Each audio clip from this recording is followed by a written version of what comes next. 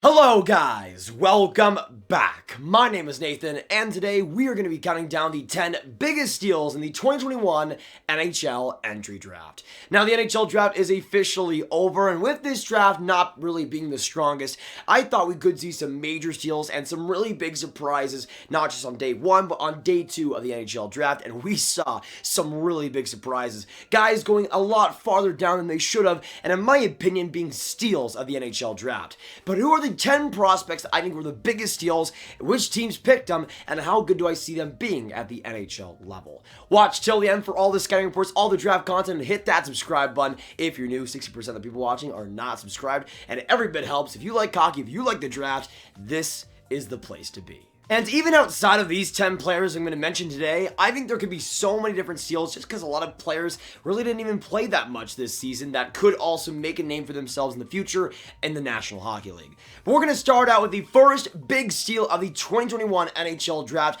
The first steal, in my opinion, of the draft came in the form of the 7th overall pick for the San Jose Sharks, William Eklund. This was a fantastic pick in every sense of the word. When it comes to William Eklund, I am at third in my draft rankings. This was a guy who I thought could be not missed really in the top 5, but as he continued to slip, it got a little bit more worrying, and then San Jose just swooped in and picked the best player available, which at that point was widely William Eklund. Now, for me, there was always the potential of William Eklund maybe slipping a little bit in the draft, and we saw that happen in the first round, but to me, for the San Jose Sharks, this is one of the best picks and one of the best player prospect-wise that they've had in a very, very long time. When it comes to San Jose, though, and William Eklund's fit, even though San Jose has a lot of forward prospects, I think Eklund can fit right at home on that core and be a franchise player of the future if all develops right. His skating, his fundamentals, his offense, creativity, he really doesn't have too many holes in his game, and especially if he can round out that size, round out that physical ability. At number 7, San Jose will be absolutely in love with that pick and eventually will be in the NHL and could even be in the NHL if he wanted to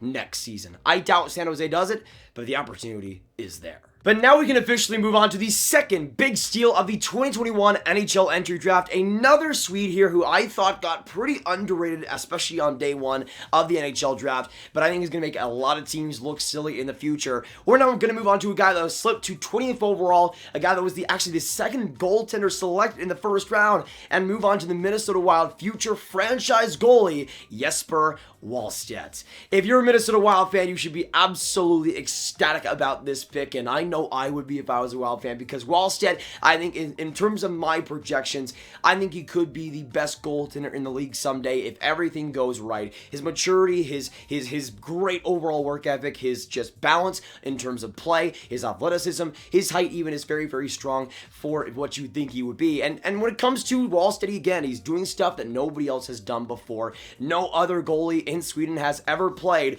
the fair amount of games in his draft year for an SHL team. Wallstedt has done that and has been really, really solid, and was also great for Team Sweden in the World Juniors as well. And to me, when it comes to pure potential, Cossa, I think, will be really good in Detroit, but Wallstedt, I think, has potential to be better, and again, could be one of the best prospects in this draft if everything pans out right. And at 20th overall, I mean, you're looking at the same range of Andre Vasilevsky. I don't think that's too much of a coincidence. Now, I'm not saying that Jesper Wallstedt's going to be the next Andre Vasilevsky, but in terms of cornerstone pieces, Minnesota now has Kaprizov, they have Rossi, they have Fiala, and they now have Jesper Wallstedt. An insanely good future for the Minnesota Wild, and again, Wild fans will have a lot to look forward to in the next decade. But we can now move on to the third biggest steal of the 2021 NHL draft, and I'm sensing a little bit of a pattern here that these 3 Swedes were going super underrated, and this third player once again went underrated. I didn't expect him to go top 15, but still in the end, I still think it is a steal, and especially for the Boston Bruins, this is a fantastic pick. Going on to the third biggest steal, I have Fabien Lee of the Boston Bruins, selected 21st overall. Now, Fabien Lee is a guy that, again, I didn't expect to go too high. I expected him to slip. I had him 6th overall in my rankings, and I'm still a big believer in what Lysell can bring in terms of intensity, in terms of forechecking, in terms of great skating, and great fundamental offensive abilities. Lysell has a lot to offer, and even though he can definitely add some big-time strength to that frame, and there is a lot of progress to be made, to me, it's the best pick the Bruins have made easily since David Pastrnak back in 2014. 2014. And to me, when it comes to Boston, this is the most high-end pick they made since then. To me, Lysell could be so extremely important for that Bruins top 6 going forward. And I think if he reaches his potential, could be a first-line power play, great offensive producer someday for Boston. A heck of a deal for them at 21. And again, when it comes to their draft day, it was really highlighted by him. It was a solid draft overall, but Lysell was one of the biggest steals, and again, one of the best Bruins picks over these past 10 years. But now we can move on to one of the best picks of this NHL draft and go on to a big steal now outside of the first round, in the second round, but move on to the Dallas Stars' second selection of this draft and move on to the 47th overall pick, Logan Stankoven. To me, Logan Stankoven is one of the best picks of this draft in terms of pure value. 16th overall in my draft rankings. I'm a big believer in Logan Stankoven and his game. Even though he is 5'8", I think his game translates so incredibly well to the National Hockey League. He plays like he's 6'4". He's a bulldozer out there on the ice every single shift. His forechecking work is exemplary. His leadership and his work ethic is so high in terms of level. I think it's going to really give him a big push into the NHL level. But really the big thing to me that's holding Logan Stankoven back is just that aura around him, that his size is holding him back, which it's absolutely not. His skill set, though, his offensive potential is still very, very high, and I think the sky is really the limit for Logan Stankoven. And at number 47, you get an amazing potential project there who could be a top 6 winger if everything goes right. Now we're going to move on to the next pick here, and the 5th big steal of the 2021 NHL entry draft. We're going to go from Central Team to Central Team, move on to the Winnipeg Jets, and probably their best valuable pick or value pick of the night of the draft, and move on to their 50th overall pick in Nikita Chibrikov. To me, this Chibrikov pick is really solid by Winnipeg. They already got Lucius at 18, another good player as well, and a pretty low-key steal there too. Their draft was just amazing, but I think mostly it came from the Nikita Chibrikov pick. Getting him at number 50 is just ridiculous, especially for a team like Winnipeg who has proven to develop top 6 wingers in the past. Nikita Chibrikov, just like Lucius, will fit right in to that Winnipeg top 6. They don't really prioritize defense too much, which is a great thing for Nikita Chibrikov because defensively there's some major issues, but in terms of intensity, in terms of pace of play, Chibrikov can just control an offensive possession. He is so electric though. His skating can be really good around the boards, and I think this is a guy that if you can add some more strength to him, again, could be a top 6 winger and could be one of the flashiest players in the NHL. Now, again, of course, you need to rein in those type of skills and actually make it work in a top 6 system, but if you can make it work, this guy will be on highlight reels every single week.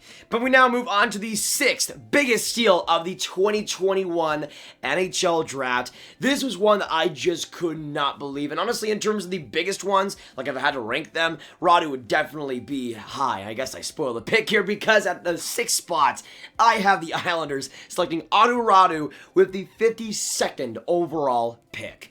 Räty at my current position was 15th in my board, and as I'm currently recording this, it's been reported that Räty scored 4 goals in the World Junior Summer Showcase right after being drafted by the New York Islanders. So this guy is ready to put in the work, but I think he is a perfect New York Islander. I really couldn't think of a better system or a better team for Räty to go to, especially in the second round where the pressure's now off him to succeed totally and be that first overall type guy. In New York, I think he can play so beautifully with Barry Trotz, it's not even funny. His game, though, is stylistically so important to the Islanders, and I think that two-way game, that physical game that he brings, will translate very, very well. That offense could still use a bump, and that's really the big thing that's keeping him back, because those skills have not really progressed since 2019, but the defense, the IQ, the acceleration, and the overall quickness is very, very high-end. I think in Räty and in the Islanders system, could do some major things there. Definitely one of the best Islanders picks, value-wise, they've had in a long time, I think. Now going on to the next pick, though, and the next draft steal at number 7, the 7th biggest draft steal of the 2021 NHL entry draft. Now, again, this isn't ranked, I'm just going through them. At number 7, though, I have Sasha Pastujov of the Anaheim Ducks, 66th overall here. Another guy who I had in my top 25 that drops quite a bit. Now, Pastujov wasn't too surprising, really, being available outside the first round, but at 66th overall, that's a no-brainer move for the Anaheim Ducks. And honestly, at this point, Anaheim's draft was looking decent. I wasn't the biggest fan of the McTavish pick, but I like the Zellweger pick. But on top of that, you bring in a guy like Pastujov who brings great game-breaking offensive shooting talent, a guy who could be one of the best goal goal scorers of this draft, the big thing really is just the skating. The acceleration, the overall mobility there is not good enough right now to be in the NHL by far. If that can take a step, then I think he'll be amazing with Anaheim. And just imagining as Trevor Zegras' playmaking with Pastujov's goal scoring, that could be just so amazing in Anaheim, and it would just light up other goaltenders in the Pacific. Watch out, because if Pastujov makes that next step, if he goes all the way and improves all that skating, he could be an amazing Anaheim Duck. But now we're going to move on to the 8th draft steal of the 2021 NHL draft. This is, in my opinion, one of the biggest steals of the week, and also alongside Logan Stankoven, we just get some amazing value here with the Dallas Stars. Going on to the 73rd overall pick in the draft, I go on to Artem Martino. Martino is one of the most electric and exciting players in this draft. I guess it's kind of like for the Stars, their strongest pick from the last year, but I think Martino is a lot more far ahead than Stranges was, and I think has a lot more potential when it comes to the NHL level. But when it comes to Martino at 73, this is a fantastic pick. I had him 28th in my rankings. I had him as a guy that could be a game-breaking offensive talent, and I still think that. Even though his size and his overall weight is not where it could be, or should be at least, if he's going to get to the NHL, that can still be sorted out. But when it comes to the offensive game, when it comes to speed, the acceleration, the quickness, the deceptiveness, Martino is so fast, and it's kind of hard to keep up with him at times. He's able to get breakaways at an amazing rate. He's able to keep position on the team. It's such an amazing rate as well. And I think when it comes to Martino just as an offensive player, he has so much potential, and there's so much to like in him. And if he does work out, if he's able to get that potential, he could be a top 6 guy. Definitely a boomer bust pick, but in my opinion for Dallas, that's the type of pick you make in the 3rd round. You take that type of risk, and Martino is definitely worth it, in my opinion, taking the gamble on. But now going on to number 9, another big steal in this NHL draft. This came on pretty late during the draft as well. A pretty late rounder here by the Montreal Canadiens, but I thought was one of their best value picks of the night. We're now going to move on to the Montreal Canadiens pick, 150th overall in Joshua Waugh. Now, Joshua Waugh is a former first overall pick in the QMJHL draft. Obviously, hasn't worked out to the best of his abilities, but I do think when it comes to Waugh, there is still some good offensive potential to untap. Really, the big problems for me is his skating fundamentals and his work ethic. There is some times where you could also see it with the skating and the work ethic combined, where it's just a slog to watch him sometimes. But then he can pull out a crazy move or a crazy opportunity out of nothing, and he'll make a great IQ play or a great pass or something to energize you back in and get you back in your seat. To me, there's a lot of potential with Waugh if he's able to get in a better system, able to fix out some of the acceleration issues, and also put the work in. We'll see when it comes to Waugh if it'll actually happen, but if the Habs can actually make it happen that way, if Waugh is energized to be in the Habs organization, maybe something changes. But as of right now, Waugh, I think, is a steal, but there'll have to be a lot of work done for him to reach the NHL and be a good player. But I see him being a decent bottom sixer if it works out, maybe even a second line player potentially, but a guy that Montreal can have in the lineup for sure and not really worry about too much. Let's hope that is the case, because if for Montreal he can get a draft steal here, that'd be amazing. Joshua Waugh could be that guy. And again, if that skill is actually untapped. Now we're going to go on to the 10th pick here and the 10th draft steal. I guess we're going in reverse alphabetical or in reverse number order, because in my opinion, this might be the biggest steal of the NHL draft. Now, if you were here for the live stream on this channel earlier this morning, you would know the legend of this player. And you know what? I don't keep it a secret. This, in my opinion, is the biggest steal of the draft.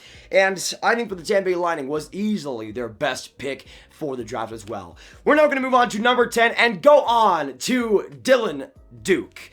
126th overall by the Tampa Bay Lightning. He was 25th in my board, goes 101 picks later, and I think that's going to be a mistake for a lot of teams. Dylan Duke, in my opinion, is a very complete all-around center who forechecks well, puts in great work ethic as well, has a good shot, decent passing to him, and is able to control play relatively solidly as well. Defensively and physically, there's a lot of potential too. Even though he is shorter at 5'11", he plays kind of like Stankoven, plays like he's much bigger, and it usually works out for him. But he's great in the middle of the ice, great in terms of the slot play as well, able to find just little tiny cracks of space and use that slot to his advantage. I think he could be a great power play, penalty kill, and versatile player in the future. And again, for Tampa Bay, I have no doubt in my mind they're going to turn Duke into something, because that's just what Tampa Bay does. I think Duke going to Tampa is a perfect fit for him, and I'm really glad the Bolts were able to get him at this spot, because this is a perfect pick. And for Dylan Duke, he should be a first rounder in my opinion, but for Tampa, you get to bring in a talent talent like that, which is amazing in the fourth round, I believe, or even the fifth round, in that kind of late fourth,